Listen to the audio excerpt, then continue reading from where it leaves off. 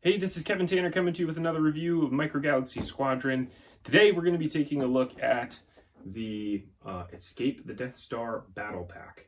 So before we dive into the review, if you could please like and subscribe to this page. Also, if you take a look at the description, you'll see a link to the Facebook page that I run with some other friends around the world.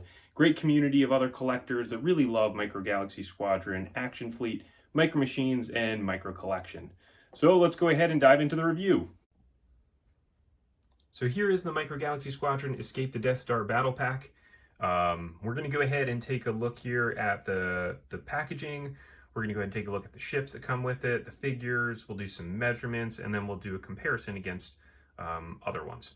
Now, the one thing that is important about this, this is a Walmart.com exclusive. So this did come out in the fall for Walmart CollectorCon. It is still available online for you to be able to go and purchase if you are interested in getting this.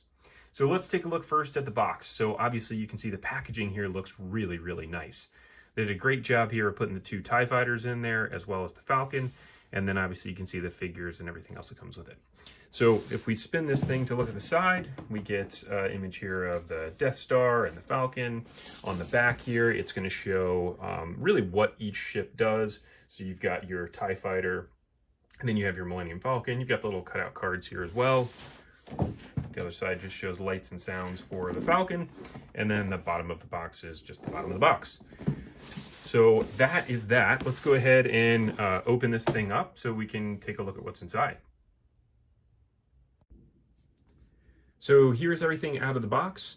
So we've got your Millennium Falcon, we've got your two TIE fighters, your figures, and then you have the cardboard backing. And man, this cardboard backing looks really, really nice.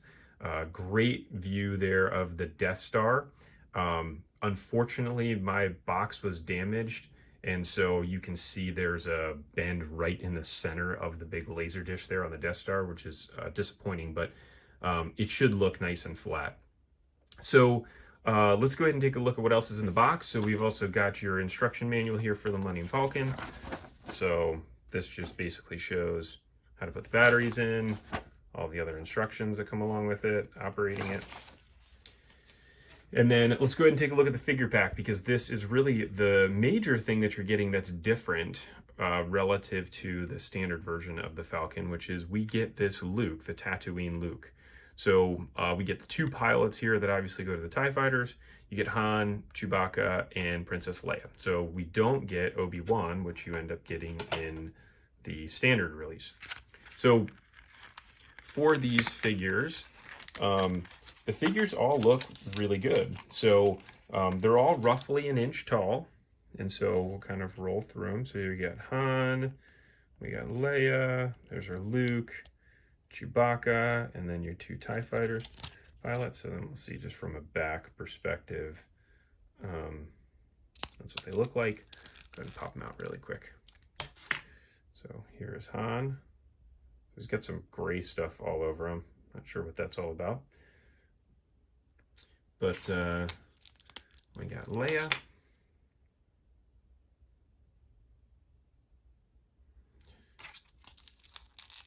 Here's our Tatooine Luke.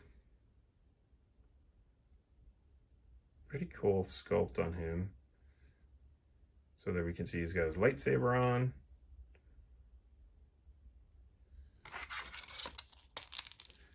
Chewbacca, standard Chewbacca. And then I won't bore you with the TIE fighters are the same. So from a height perspective, these are all 1 inch tall, just like every other figure. And so let's go ahead and dive into the ships. So for the TIE fighters are the exact same TIE fighters that you get in the standard release. There's really no difference to these at all. They have the same exact features, where the back here comes down, the cockpit opens, it's got the little ejector thing on the bottom. The wings come off as well. So those pop off of there. And they have that little D-ring on there to be able to put them back in. And so you get two of those. So from the Falcon perspective, the Falcon, again, is the same as the standard version. So I'll show this first. I don't have the radar dish on there yet, but I'll show you what that looks like in a minute. But you can see from a top perspective, this is the standard release. This is the Escape the Death Star version. and you can see really not much difference, maybe slight difference in the coloring of the wash, but I would imagine you get some of that anyways, just as they're applying it differently. And then on the underside of the ship, underside looks, again, pretty similar. The Escape the Death Star looks like it's got maybe a little bit more of the wash on the bottom of it. And then, you know, from the side, you'll see that everything on the side looks the same. So all of the functionality on this is going to be similar. Same thing with the lights and sound. So it does have lights and sound. So you got the startup, and then as you move this around,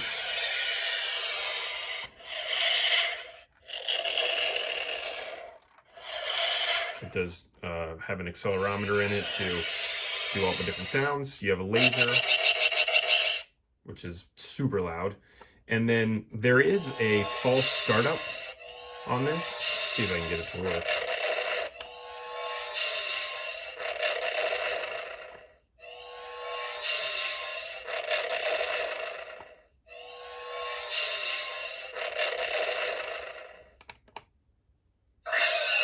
There it is.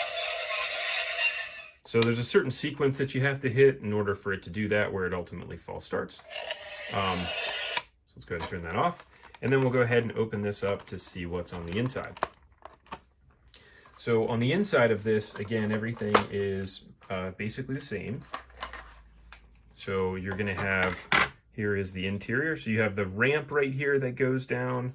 I don't want to push that out because it's one of those things that's got like a little clip on it. So if you push it out too hard, you'll break it. It's got a little hatch here in the middle. This floor actually comes up. Let's see if I can pop that off. Can't do that really quickly, but then you'd be able to see just like a little bit of underside. There's your 2 buttons where you put the batteries in. You got your little table right there. And then you have in here, you have this rotating turret gun, which allows for the figure to go ahead and be in there. And then you can go ahead and move it around. So you put the little laser cannon on it like this. And then this thing is on there pretty tight, probably because of the wash that's applied. But this will spin around as well.